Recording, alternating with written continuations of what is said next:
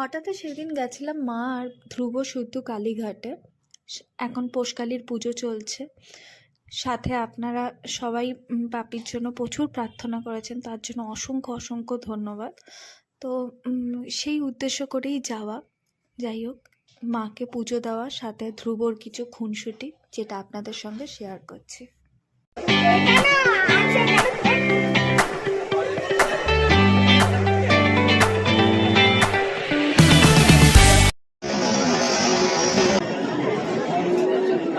মন্দিরে বেশ ভিড় হয়েছিল।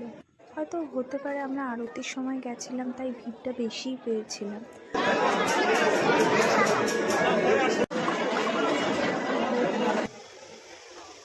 মন্দিরের পরিষেবা আর সিকিউরিটি ব্যবস্থাও যথেষ্ট সুন্দর করেছে।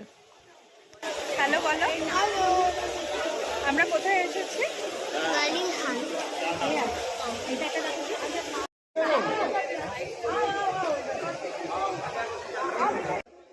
আমার রাখাল বালিকার এত ভালো লেগেছে মন্দির, সে নিজেও ঘুরছে, আমাদেরকেও ঘোরাচ্ছে।